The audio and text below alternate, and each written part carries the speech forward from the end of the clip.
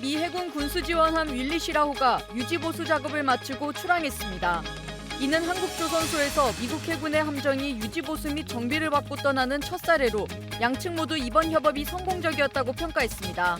미국은 동맹국을 통해 조선업 협업을 이어가겠다는 방침으로 이에 따라 K조선과의 협력 사례가 늘어날 것으로 보입니다. 2025 자유의 방패 FS 연습의 일환으로 특전사와 미군이 한미연합 특수타격 훈련을 실시했습니다. 장병 250여 명과 항공자산 16대가 투입된 이번 훈련은 공세적 특수타격 능력을 강화하는 데 중점을 뒀습니다. 이어 육군 36사단은 민간 군경 소방이 함께 국가중요시설 통합방어 훈련을 진행했습니다. 이번 훈련은 지역 대드론 방어 체계를 구축하고 통합방위 능력을 강화하는 데 중점을 두고 진행됐으며 대공무기인 발칸이 투입돼 눈길을 끌었습니다. 2014년 신설된 과학기술 전문사관 제도를 소개합니다.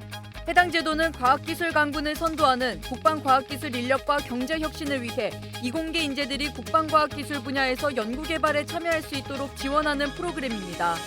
군복무 중에도 미래를 향해 달려나갈 수 있도록 지원해주는 과기사관 제도에 대해 자세히 알아봅니다. 시청자 여러분 그리고 국군장병 여러분 안녕하십니까? 3월 14일 KFN 뉴스 시작합니다. 하나오션이 대한민국의 첫 미국 해군 함정 유지 보수 및 정비 사업을 성공적으로 완수했습니다. 미국 해군력 강화를 위해 한국과의 협력이 필요하다는 목소리가 높아지는 가운데 이번 성공이 양국 조선 협력 확대에 마중물이 될 것으로 기대를 모으고 있습니다. 김철환 기자의 보도입니다. 곳곳에 녹물이 흘러내린 흔적이 완연한 낡은 함정이 한화오션 거제 사업장에 입항합니다. 미 해군의 4만 톤급 군수지원함 윌리 시라함입니다. 한화오션은 윌리 시라함이 지난해 9월부터 6개월간 함정 유지보수 및 정비, MRO 작업을 완벽하게 마친 뒤 출항했다고 13일 밝혔습니다. 선체와 기관 유지보수부터 주요 장비의 점검과 교체, 시스템 업그레이드 등 완벽한 정비를 통해 윌리 시라함은 새것과 같은 모습으로 환골탈태할 수 있었습니다. 특히 한화오션은 검사 과정에서 미 해군의 예상보다 많은 보수 소요를 찾아내고 해결 방안을 제시했습니다. 이로 인해 보수 기간과 비용이 더욱 늘어났지만 오히려 대한민국 조선 기술력에 대한 미 해군의 신뢰를 더욱 굳건히 하게 된 것으로 전해졌습니다. 미 해군 해상수송사령부의 패트릭 무어 한국 파견대장은 첫 MRO 사업의 성공과 관련해 긴밀한 한미 협력의 증거이고 앞으로 협력 관계를 더 강화할 많은 기회가 있을 것으로 기대한다고 말했습니다. 한화오션은 윌리 시라함에 이어 미 해군 7함대 소속 급유함 유코남의 정기 수리 사업도 연이어 수주했으며 올해 5에서 6척을 추가 수주한다는 목표를 세웠습니다. 도널드 트럼프 미국 대통령은 지난해 11월 한국의 세계적인 군함 선박 건조 능력을 잘 안다며 양국 조선 분야 협력을 언급한 바 있습니다. 이후 미 의회가 군함의 해외 건조를 허용하는 법안을 발의하고 한국과의 조선 협력을 모색하는 가운데 이번 MRO 작업 성공이 양국 협력의 마중물이 될 전망입니다. KFN 뉴스 김철환입니다. 북한 공작원의 지령을 받고 간첩 활동을 벌인 혐의로 재판에 넘겨진 충북동지회 조직원들에게 징역형이 확정됐습니다. 보도에 송민아 기자입니다. 북한의 지령을 받고 F-35A 스텔스 전투기 도입 반대 등 간첩 활동을 벌인 혐의로 기소된 자주통일 충북동지회 조직원들에 대한 징역형이 확정됐습니다. 대법원 일부는 13일 국가보안법 위반 등의 혐의로 기소된 충북동지회 조직원 3명에 대한 상고심 선고 기일을 열었습니다. 이 자리에서 충북동지회 위원장인 손모 씨에게 징역 2년형을 선고한 원심을 상고 기각으로 확정했고 부위원장인 윤모 씨와 고문 박모 씨는 각각 징역 5년형을 확정했습니다. 대법원 일부 주심 신숙희 대법관은 원심 판단에 논리와 경험의 법칙을 위반해 자유심증주의의 한계를 벗어나거나 법리를 오해한 잘못이 없다며 확정 이유를 밝혔습니다. 또 수사나 기소, 재판이 위법했다는 피고인 측 주장에 대해서도 수사나 기소 절차에서 위법을 찾아볼 수 없고 소송 절차에서 방어권을 침해한 잘못도 없다고 덧붙였습니다. 이들은 지난 2017년 북한 공작원의 지령에 따라 이적단체 자주통일 충북동지회를 결성해 미화 2만 달러 상당의 공작금을 수수하고 4년 동안 충북에서 국가기밀 탐지와 국내 정세 수집 등 안보 위해 행위를 한 혐의 등으로 기소됐습니다. KFN 뉴스 송민아입니다. FS 연습이 한창인 가운데 육군 특수전사령부 흑표부대가 한미연합 특수타격훈련을 실시했습니다. 한미 장병들은 어둠 속에서도 신속 정확한 타격을 선보였습니다. 이태검 기자입니다. 칠흑 같은 어둠 속 헬기에서 내린 한미 장병들이 목표 지역을 향해 기동합니다. 핵심 시설 곳곳에 위치한 대항군을 차례로 경멸합니다. 다양한 우발 상황 속에서도 성공적으로 임무를 완수한 뒤 작전 지역을 이탈합니다. 육군 특수전사령부 흑표부대와 미 2사단 한미연합사단 2전투 항공여단은 FS 타이거의 일환으로 한미연합 특수타격훈련을 진행했습니다. 훈련에는 한미 장병 250여 명과 함께 치누크, 블랙호크, 테이브호크 헬기 등 연합 항공자산 16대가 투입됐습니다. 한미 특수대원들은 특수정찰, 전투사격, 핵심 시설 타격 등 전투기술 숙달과 한미 상호 운용성 강화에 중점을 두고 훈련에 임했습니다. 특히 이번 훈련에서는 한 측 주도하에 작전 계획을 수립한 가운데 대규모 항공 전력을 투입하는 등 훈련의 실전성을 높였습니다. 특전사는 대한민국 대표 전략 신속 대응 부대로서 변함없이 군 본연의 임무 완수에 매진하고 있습니다. 앞으로도 한미 연합훈련을 통해 굳건한 한미동맹 강화에 기여하고 국민의 안녕을 보장하겠습니다. 실전 같은 훈련을 통해 유사시 적을 압도할 수 있는 특수작전 능력과 태세를 확인했습니다. 앞으로도 국가와 국민에게 충성하고 헌신하는 특전사의 사명을 완수하는 데 매진하겠습니다. 특전사는 앞으로도 적에게는 공포를 주고 국민에게는 신뢰받는 세계 최정예 검은 베레로 거듭날 계획입니다. KFN 뉴스 이태검입니다. 육군 36사단 장병들이 국가 중요 시설을 방어하는 훈련을 했습니다. 드론을 잡는 발칸 등 국가방위 전력들이 다양한 위기 상황에서 제 역할로 국가 안보를 지켜내는 현장에 신소진 기자가 다녀왔습니다. 태백의 한 변전소에 적 무인기가 나타나 폭탄을 투하해 화재와 환자가 발생하고 동시다발적으로 적 특작부대와 폭발물이 등장해 현장은 아수라장이 됩니다. 즉각적으로 소방, 의무, 기동타격대 등 국가방위 전력들이 각자의 기능에 따라 일사불란하게 대응합니다. 적 무인기의 완전 격추를 끝으로 훈련은 마무리됩니다. 테러 상황을 가정한 태백의 한 변전소에 민관군경 소방대원들이 모여 국가중요시설 통합방호 훈련을 했습니다. 올해 자유해방패 연습과 연계한 이번 훈련에는 육군 36사단을 비롯해 태백시, 한국전력 등 관계자 100여 명이 참가했습니다.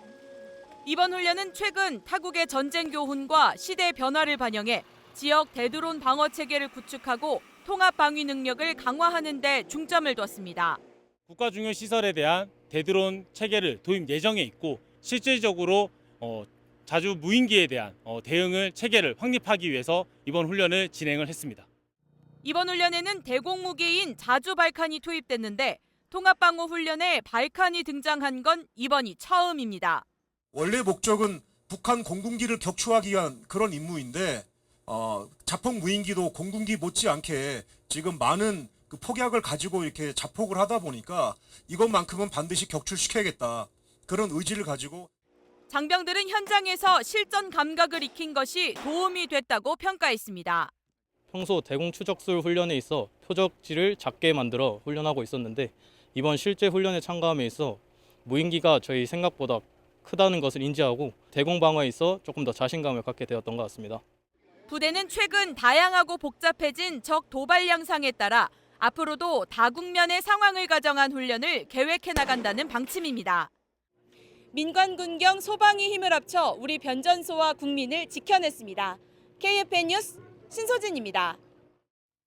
경기 성남시 분당구 인근 야산에서 기폭장치가 달린 오물풍선이 발견돼 군이 수거에 나섰습니다. 경찰은 북한이 과거에 날린 오물풍선인 것으로 추측하고 있습니다. 경찰에 따르면 어제 오후 5시경 한 시민이 해당 지역에서 비닐 형태의 오물풍선을 발견했다고 112에 신고했습니다. 신고를 받은 경찰이 현장에 출동했고 해당 오물풍선에는 기폭장치로 추정되는 물체가 설치되어 있었습니다. 이에 군 폭발물 처리반인 EOD가 출동해 기폭장치에 대한 수거를 완료했습니다. 경찰은 이날 발견된 풍선과 기폭장치는 다소 낡고 훼손된 상태로 과거 북한이 날린 것으로 보이며 기폭장치는 폭발 위험성이 없는 것으로 판단됐다고 전했습니다. 트럼프 미국 대통령이 북한은 확실한 핵 보유국이라고 지칭했습니다. 또한 집권 일기 때 김정은 북한 국무위원장과 맺은 좋은 관계를 재구축할 것이라고 말하기도 했습니다. 김은배 기자입니다. 트럼프 미국 대통령이 집권 일기 때 맺은 김정은 북한 국무위원장과의 관계를 재구축하겠다고 말했습니다. 만약 자신이 아닌 힐러리가 당선됐다면 북한과 핵전쟁을 겪었을 것이라고 말하기도 했습니다. 트럼프 대통령은 또 김정은과 아주 좋은 관계를 유지하고 있지만 북한은 확실한 핵 보유국임을 밝히기도 했습니다. 트럼프가 북한을 핵 보유국이라고 부른 건 지난 1월 취임 이후 이번이 벌써 두 번째입니다. 다만 외교가에선 이 발언이 북한을 핵 보유국으로 인정하는 게 아니라 현실적으로 핵 능력을 갖고 있다는 걸 인지하는 수준으로 보고 있습니다. 트럼프 대통령이 집권 일기 당시 북미 정상회담을 거론하며 훌륭한 업적이라고 한 만큼 트럼프 대통령 취임 이후 북미 대화가 재개될 수 있다는 전망이 꾸준히 제기되고 있습니다. 하지만 현재 관세 등 트럼프 행정부의 우선순위에 밀려 당장 이뤄지긴 어렵다는 관측이 나오고 있습니다. KFN 뉴스 김은별입니다. 미국과 우크라이나가 마련한 30일 휴전안에 대해 러시아가 원칙적으론 찬성한다는 입장을 내놨습니다. 김은진 기자의 보도입니다. 푸틴 러시아 대통령은 휴전 자체는 옳다며 원칙적으로 휴전을 찬성한다고 밝혔습니다. 다만 미국과 우크라이나가 제안한 30일 휴전안은 추가 논의가 필요하다며 트럼프 대통령과 통화 필요성을 전했습니다. 또 당장의 휴전은 우크라이나에게 전열 정비 시간을 주는 거라며 분쟁의 원인부터 제거해야 장기적인 평화가 가능하다는 입장입니다. И в этих условиях, мне кажется, для украинской стороны очень хорошо было бы добиться перемирия хотя бы на 30 суток. И мы за. 앞서 러시아가 미국과 우크라이나가 합의한 30일 휴전안을 받아들일 것을 촉구한 트럼프는 푸틴의 대답이 불완전하다고 지적했습니다. Put out a very promising statement, but it wasn't complete. And yeah, I'd love to meet with him or talk to him, but we have to get it over with fast. You know, every day people are being killed. 휴전안 협상을 위해 위트코프 미국 중동 특사가 러시아를 방문한 가운데 러시아는 격전지인 쿠르스크 지역 탈환에 속도를 내고 있습니다. KFN 뉴스 김은진입니다. 국방부 유해발굴감식단과 국립과학수사연구원이 6.25 전사자 신원 확인과 과학수사 분야 발전을 위한 업무 협약을 체결했습니다. 발굴한 유해를 바탕으로 호국 영웅의 얼굴을 복원하기 위해 뜻을 모은 현장에 백재훈 기자가 다녀왔습니다. 이균원 국방부 유해발굴 감식단장과 이봉우 국립과학수사원장이 업무협약서에 서명합니다.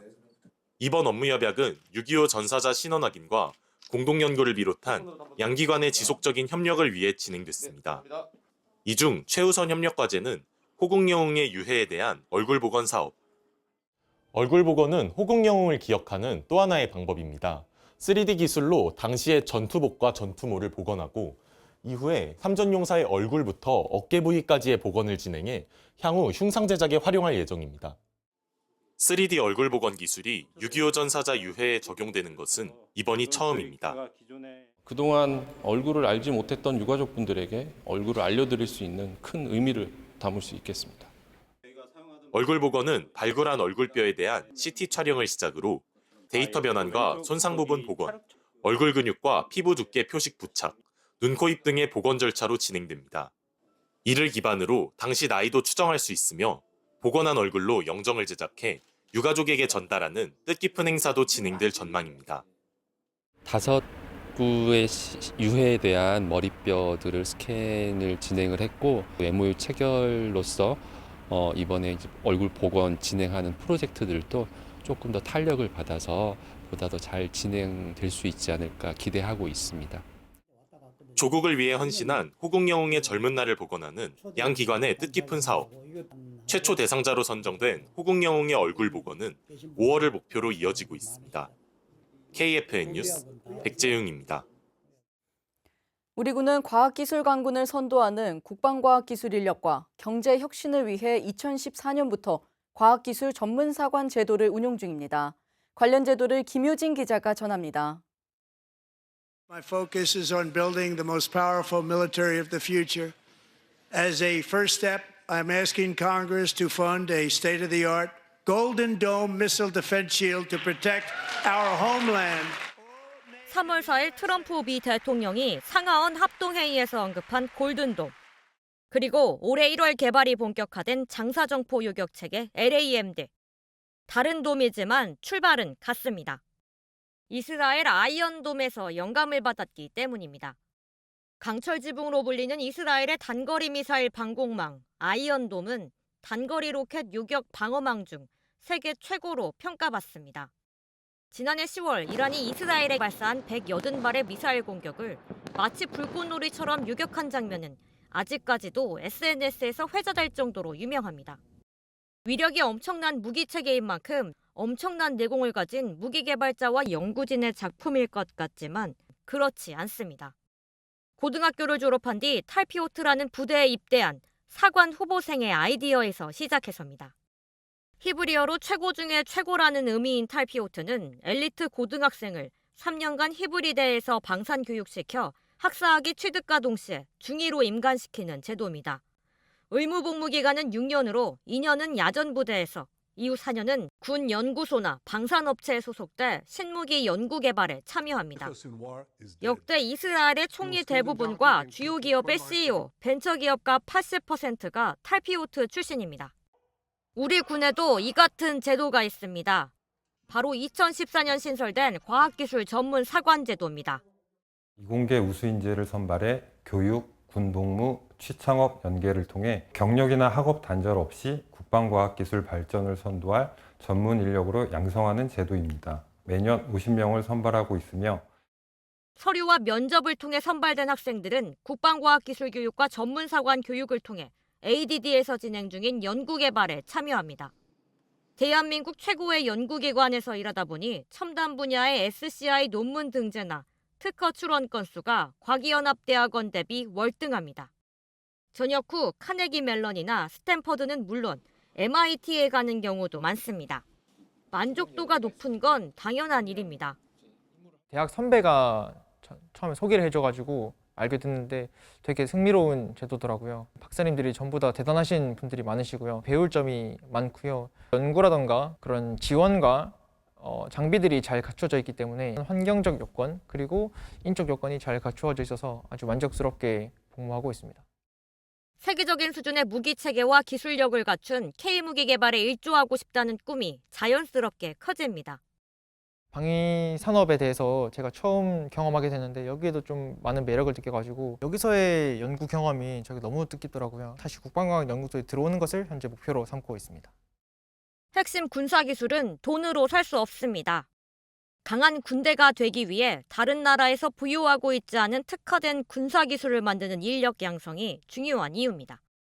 KFN 뉴스 김효진입니다.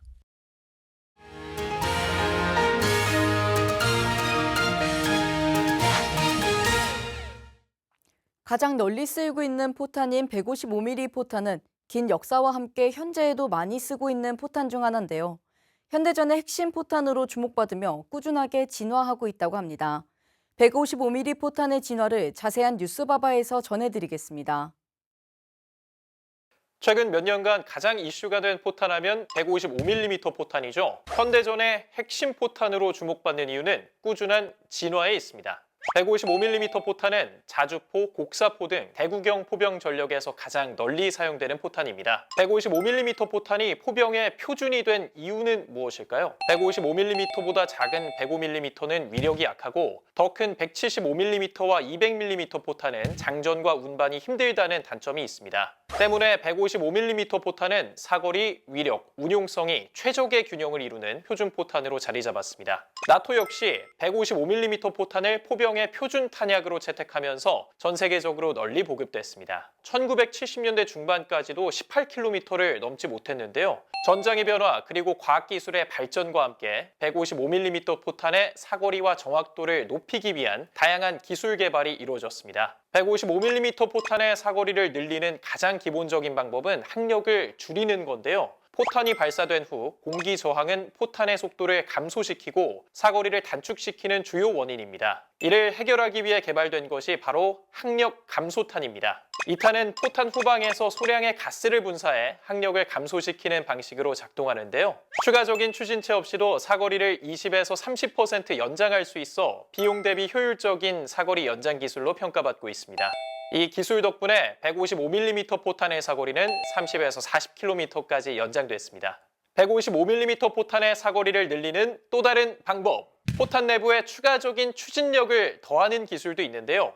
그 대표적인 방식이 바로 로켓 보조 추진탄입니다. 이 탄은 포탄 내부에 소형 로켓 모터를 장착해 추가적인 추진력을 얻는 방식으로 발사 후 일정 시간이 지나면 로켓이 점화되면서 사거리가 더욱 연장되는데요. 기존의 30에서 40km였던 155mm 포탄의 사거리를 로켓 보조 추진 기술이 더해지면서 50에서 60km로 늘릴 수 있었습니다. 155mm 포탄을 유도탄급으로 사거리를 확장하는 기술도 있습니다. 바로 전투기나 미사일 등에 사용되는 램제트 엔진을 포탄에 적용한 램제트 추진탄인데요. 이 포탄은 발사 후 공기를 흡입하여 내부 연료와 함께 연소시키는 방식으로 추진력을 얻는 원리를 갖고 있습니다. 예상 사거리는 무려 80에서 100km. 현재 세계 각국에서 램제트 추진탄에 대한 연구가 활발히 이루어지고 있는데요. 이 기술이 실전 배치된다면 155mm 포병 전력 역시 미사일급 장거리 정밀 타격 능력을 확보할 것으로 기대됩니다. 그리고 155mm 포탄에 관측 기능을 더한 탄도 개발됐다는데요. 바로 관측 포탄입니다. 이 탄은 소형 광학 센서가 장착된 탄두를 사용해 목표 지역을 항공 촬영한 후 실시간으로 전장을 지휘소에 전송하는 역할을 합니다. 고도 600에서 900m에서 촬영이 이루어지고 관련 정보는 사격 지휘소로 실시간 전달됩니다. 관측 포탄은 북지 도발이 발생했을 때 적진 깊숙이 위치한 포격 원점을 즉각 파악하는 데 가장 효과적인 능력을 발휘할 정찰 장비로도 평가받고 있습니다. 현대전에서도 화포는 여전히 막강한 활약을 발휘하고 있습니다. 그 중심에는 끊임없이 진화하는 155mm 포탄이 있죠. 앞으로 155mm 포탄이 또 어떤 혁신을 이루며 전장을 바꿔놓을지 계속해서 주목해야겠습니다. 이어서 오늘의 국방단신 전해드립니다. 해군 잠수함 사령부는 오늘 진해 군항에서 잠수함 부두 피폭을 가정한 긴급 피해 복구 훈련을 실시했습니다. 잠수함 작전 지속 지원 능력을 기르기 위해 마련된 훈련에는 눈설정과 토운정, 수중 드론, 굴삭기, 크레인 등 장비가 투입됐습니다. 잠수함사는 현장 초동 조치와 피해 평가 절차를 숙달했습니다. 육군 53 보병사단 부산여단은 어제부터 이틀간 부산 가덕도 일대에서 해상 미리급과 적 침투에 대비한 합동 해상 차단 훈련을 실시했습니다. 빈틈없는 남해 수호 체계 확립을 목표로 한 이번 훈련은 미식별 선박 관리와 합동 해상 차단 능력을 숙달하는 데 중점을 뒀습니다. 해병대 1사단 의무근무대는 오늘 경북 포항시 장기면에서 대민의료 지원 활동을 펼쳤습니다. 의료 지원은 거동이 불편한 어르신들의 건강 상태를 살피고 해병대를 응원하는 지역 주민들에게 감사의 마음을 전하기 위해 추진됐습니다. 의무대는 가정의학과와 내과, 정형외과 과목 진료와 물리치료 등을 실시했습니다.